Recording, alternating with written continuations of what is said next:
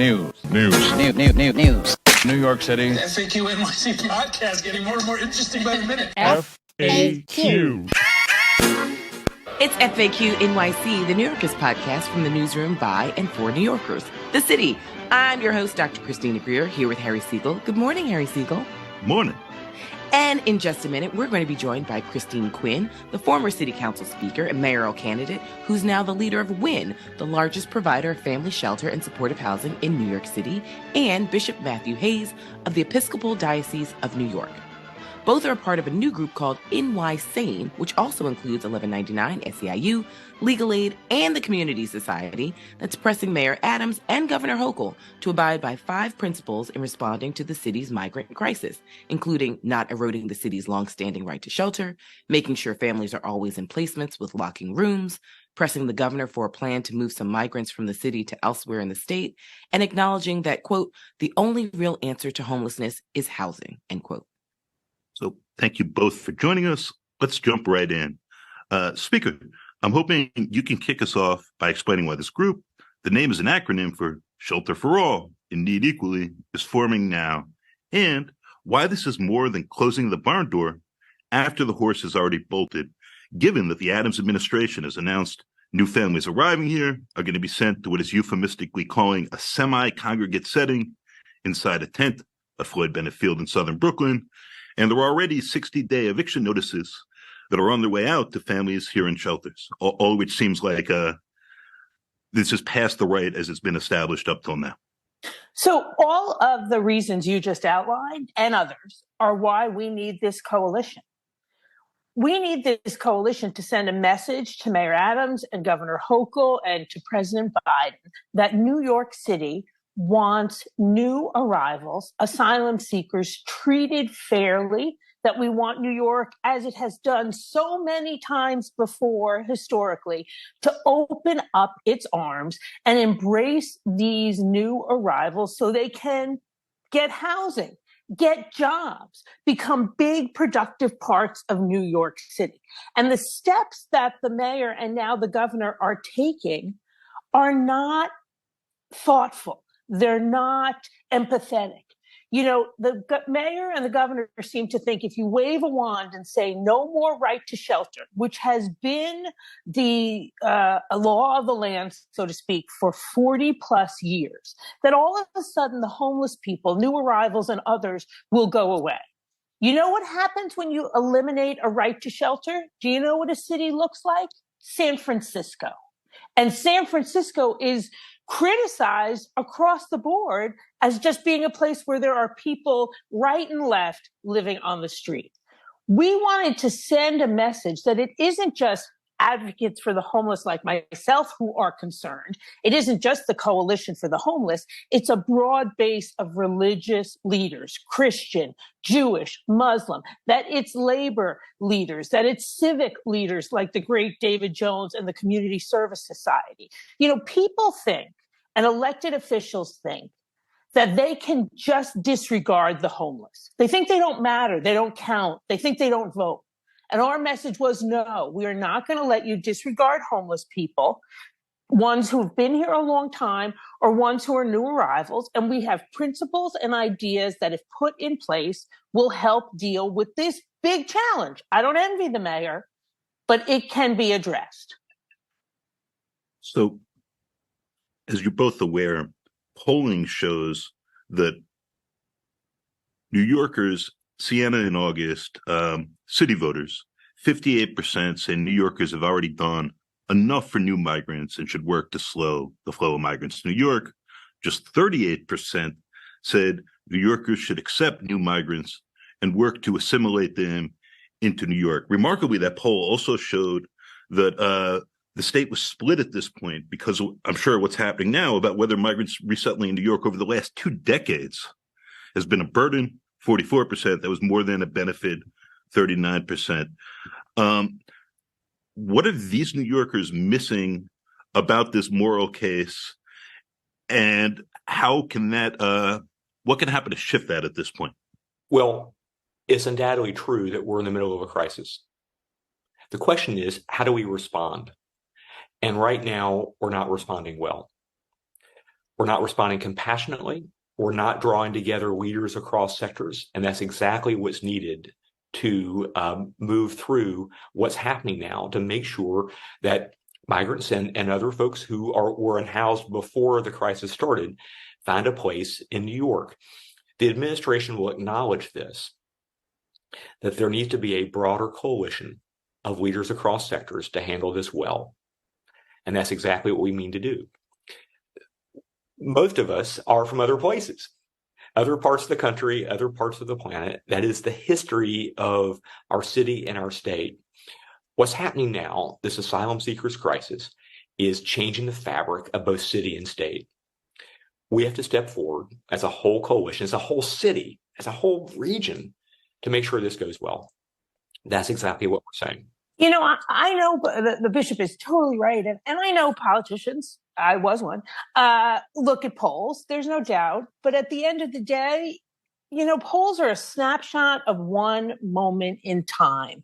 I don't believe they ever really convey people's deep feelings or beliefs. And if New Yorkers saw a plan in place, if New Yorkers saw that we were going to get out of welfare hotels, which cost an exorbitant $383 a night, and we were going to move more new arrivals and other homeless people into permanent housing, which can cost as little as $72 a night, they might feel differently.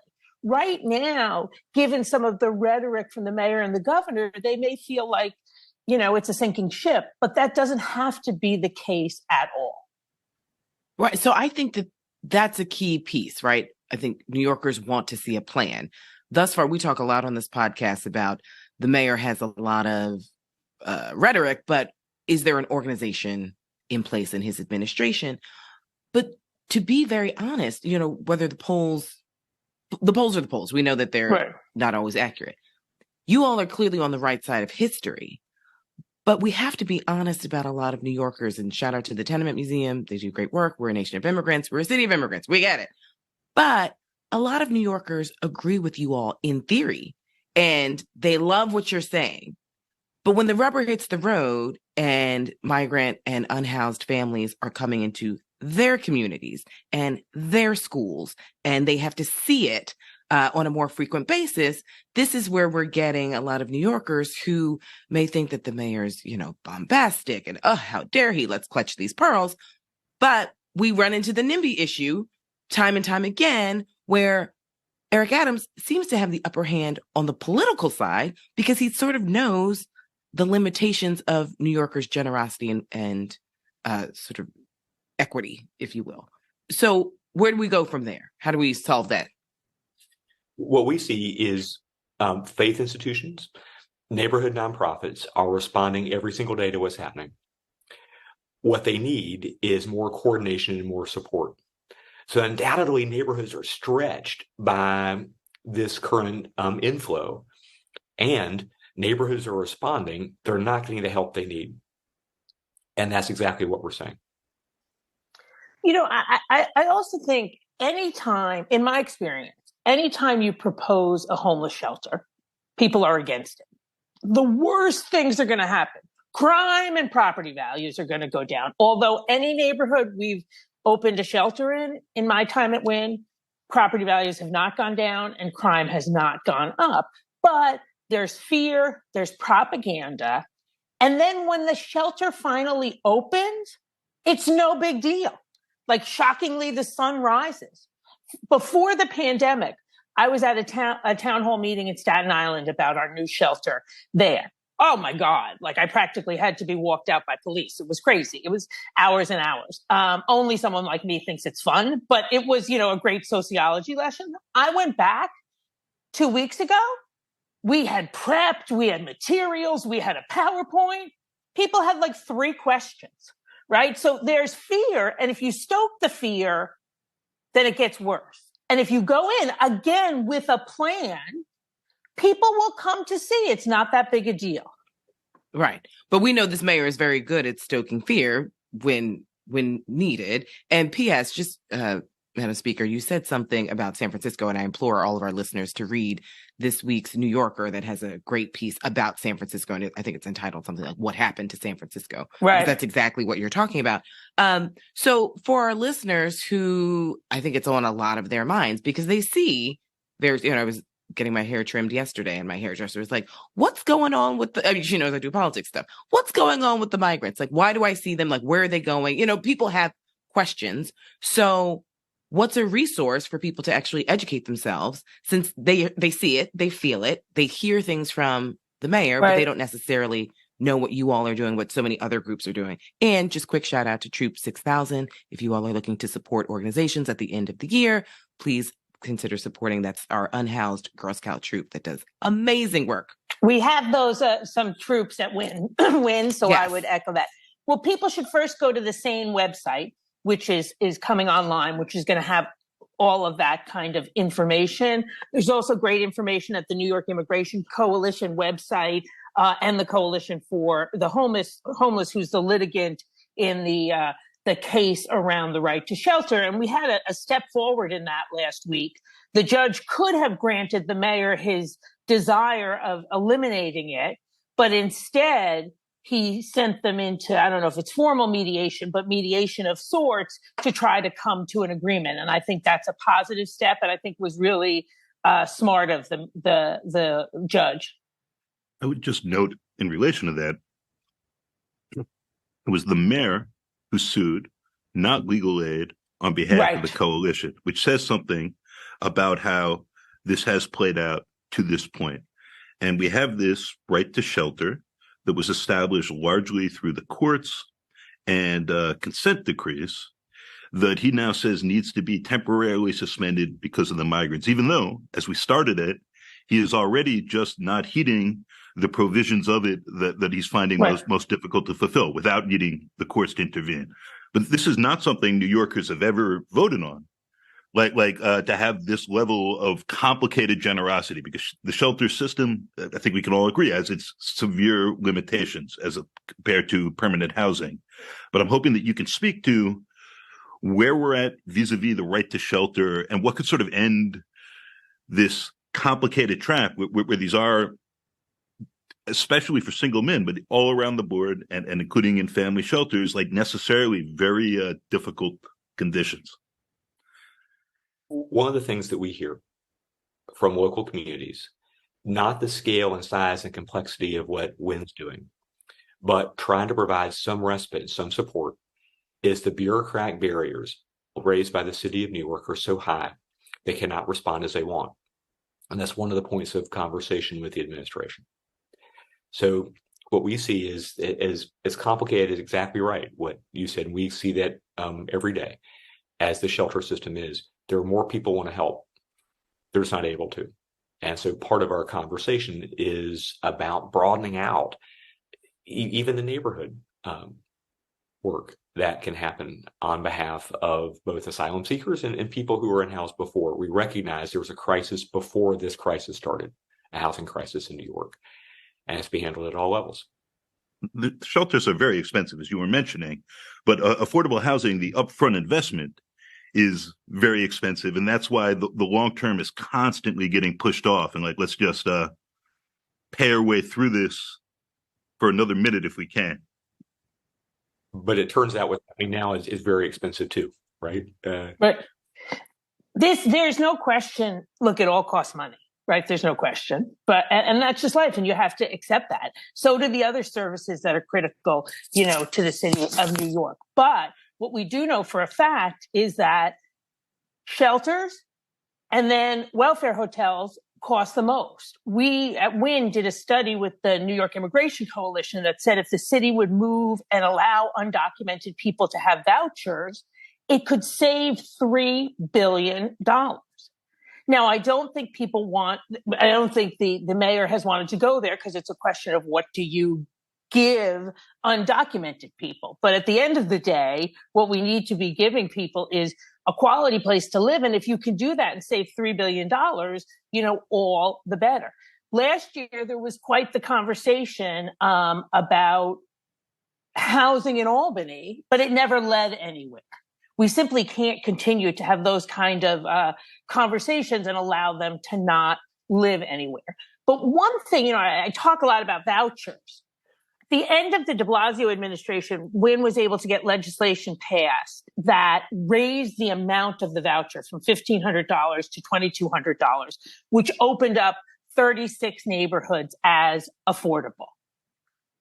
That following year, the length of stay in Wynne went down from 15 months to 11 months. So we know these work and are cheaper, but it's about having a will and a commitment to get this done. And that starts with a plan. It doesn't start with saying that these asylum seekers are going to, I forget the word the mayor used, but in essence, destroy us. Because first of all, I'm a New Yorker. Nothing destroys us. We've sustained and survived much more than this. But if that's your attitude, you're never going to come up with the kind of plan that you need. And when you have all kinds of religious leaders, labor leaders, civic leaders, we have resources that we can harness to get more affordable housing put in place. Because there's no question that it's needed. And I really think the real estate community would go to Albany and support that, as well. Just a couple other questions here. Mayor Adams and his advisors at a few points have suggested that providing even the level of shelter and services we have to this point to migrants has taken away from what we can be doing to New Yorkers in need. I was hoping you two could speak on that and what might be wrong with that framing. Well, I want to say two things. One, first of all, you said before, this is about single men. Make no mistake, it's a slippery slope. It's about single men today. Tomorrow it'll be about single women. And the day after that, it'll be about children with families. And we're talking about these semi-private pods on Floyd Bennett Field. A semi-private pod is like being a little bit pregnant. It doesn't work. That's congregate, and it's not where children should be. It's not safe, period. Pitting New Yorkers against each other. And now that these asylum seekers are here, they're New Yorkers. Who gets to define? Is it 20 years? Is it 20 months? Is it 20 days? They're New Yorkers now. We cannot have effective leadership if we pit New Yorkers of different types against each other. We just can't. It's not what got us through our darkest days, and it won't get us through this. So let me just shift gears really quickly, because this is, it's emotions, it's politics, it's people's lives, it's people's money. P.S. Harry, the title of this episode obviously has to be, there's no such thing as a little bit pregnant. Obviously. So we've definitely heard some complaints that, certain New Yorkers think that this mayor is right of center and doesn't necessarily represent the values of New Yorkers, at least on paper, the values of New Yorkers, which is inclusion and equity and all the things that have sustained this city over hundreds of years with the influx of immigrants and migrants coming from either the South or countries all over the globe. So what do you think 2025 looks like? Is this going to be an issue that hamstrings the mayor? And what type, I'm asking you this. There's a subtext to this question. That there's a yearning from some people to have the mayor primary just because they believe in healthy and robust elections. What does that look like for a potential primary challenger, knowing the constraints of voters who believe in these things in theory, but may not have a plan that, is fully in place? Where's the money coming from? We do know that the mayor consistently has to go to DC with his tin can and is beholden to Albany. These are the constraints of cities all across the country. So what does 2025 look like in a political sphere for a mayor that is reticent to include these new New Yorkers, as you call them, and move us forward collectively? I think that's clearly a question for the bishop.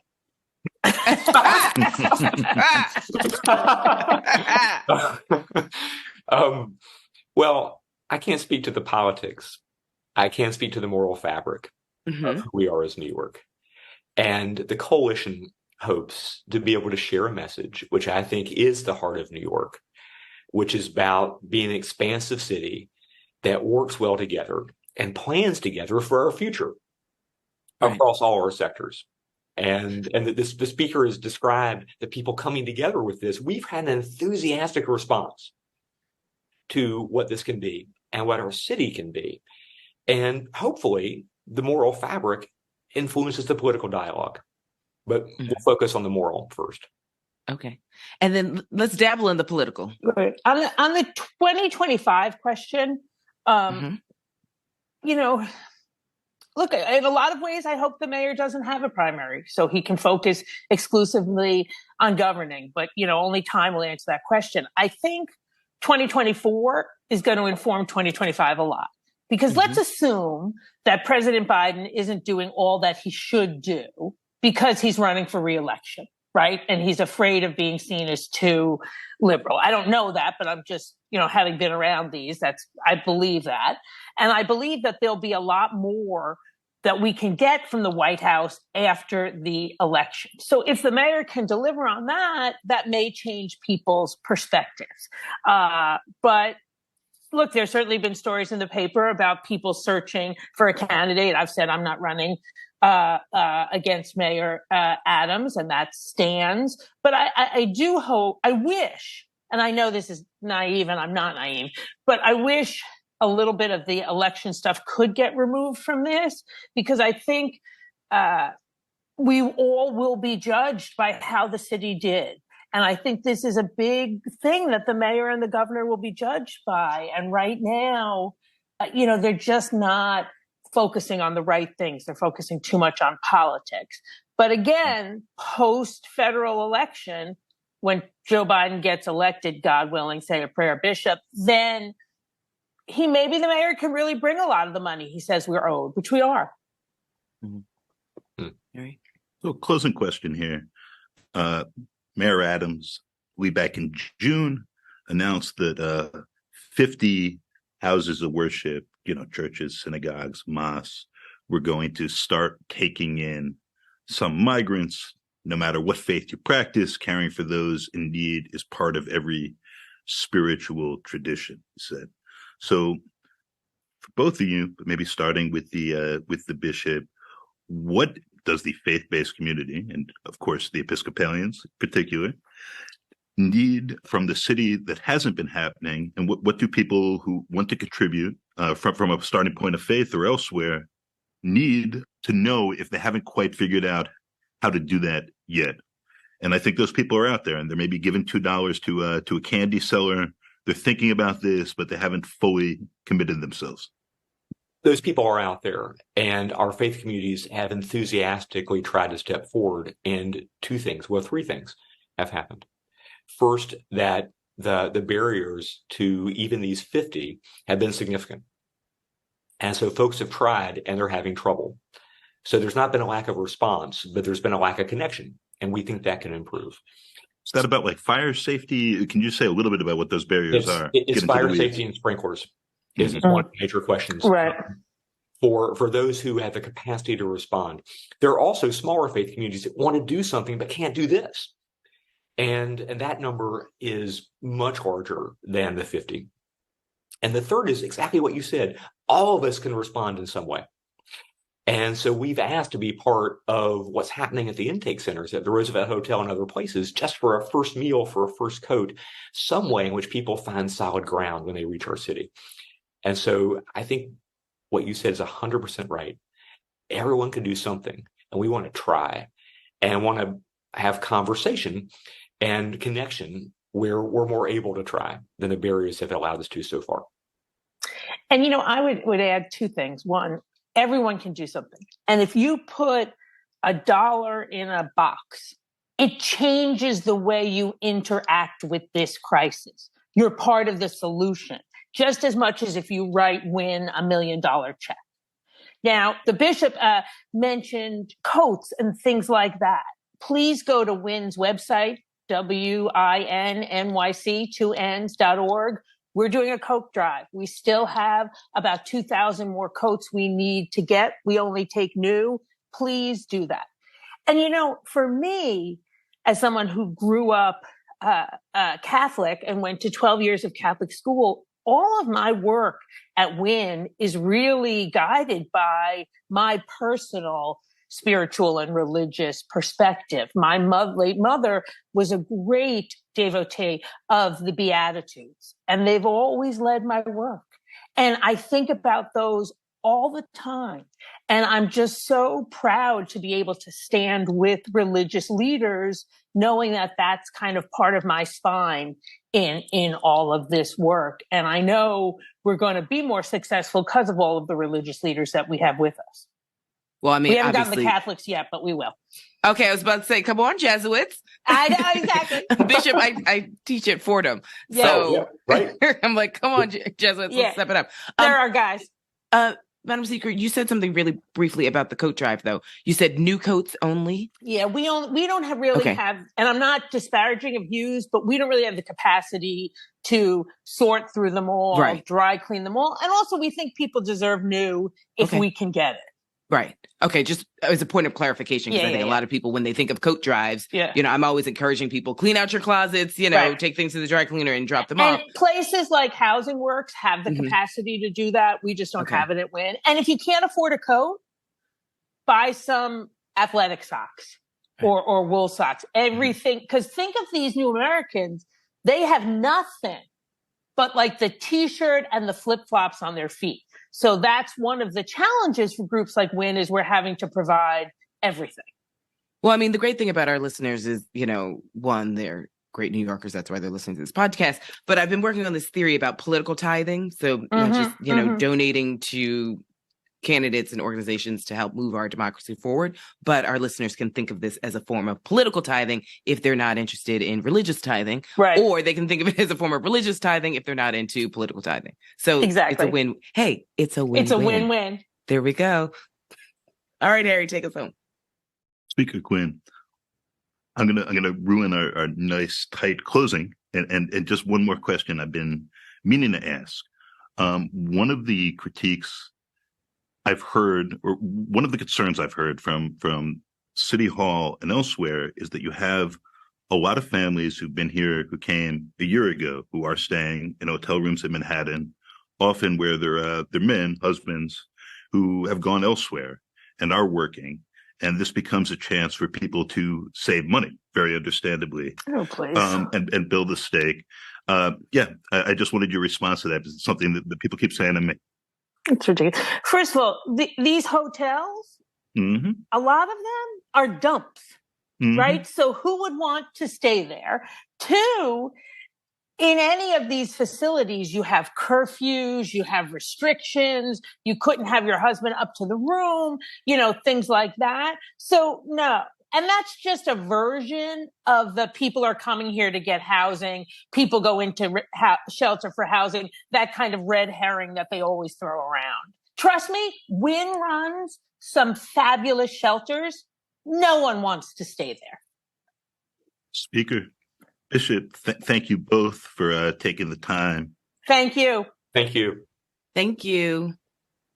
Let's all just try not to be a little bit pregnant.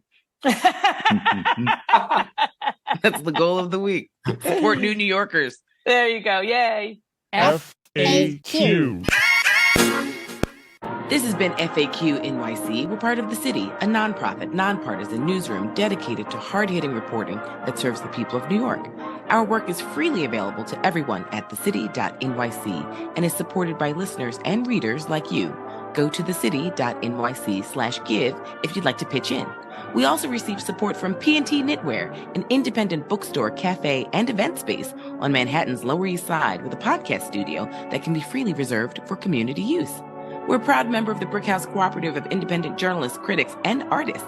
Find it all at popula.com and are affiliated with the Colin Powell School at CUNY City College, where I am one of the Moynihan Public Scholars Inaugural Fellows. Our hosts for this episode were me, Christina Greer, and Harry Siegel, who's also our executive producer. Our engineer is Adam Camara, and a special thank you to Christine Quinn of Winn and Bishop Matthew Hayes of the Episcopal Diocese of New York. Thank you, dear listener, for joining us and making it this far. Be cool, be kind, be warm, and we'll be back soon with more.